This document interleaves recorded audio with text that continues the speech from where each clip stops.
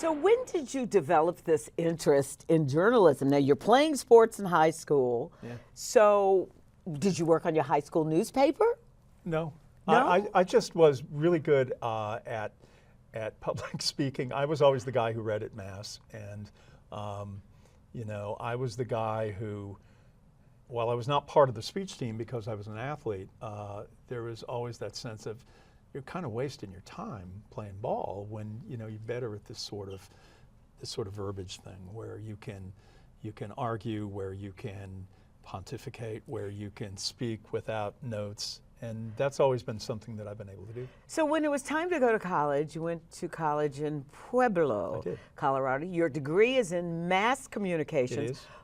But what did you really plan to do with it? Well, I'd hoped to be a successful television reporter, and but I wasn't sure. I mean, they really didn't have any television programs there. So, I came up doing radio, and I thought, at some point, there was a point in the late 70s, and I graduated in 1980, when if you were good at radio and you had all your hair and your teeth, and you were willing to shave your mustache, you could get on television. And in southern Colorado, there was a lot of media. Colorado Springs, Pueblo had all the affiliates and had a lot of radio stations. So there was opportunity for me to do something there. And I played basketball, and what I was doing there was sitting on the bench, and I was a good teammate. That was about it. So when did you get your first job in the business? What was it? I was an all-night country radio DJ. I love it.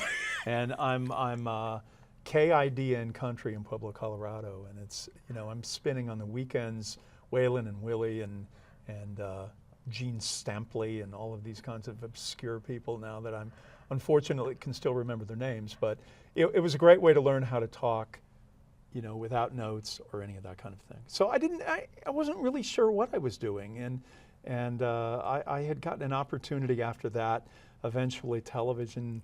The guy who was the general manager was listening to me doing an all-news format in Pueblo when I was a junior or a senior, and I sounded like I was 40. And you got good pipes. Well, he gave me an opportunity, and the opportunity sort of morphed into all kinds of crazy things. So you got the job in TV there.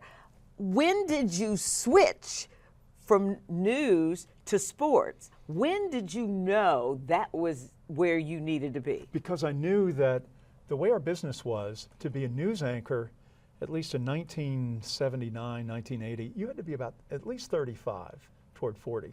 I could get on an anchor desk at 22 and do my best, Warner Wolf act. And you didn't have to be aged if 35 or 40 is aged. It's certainly not now. But it was an opportunity for me to get behind an anchor desk immediately. And that's how you made your money.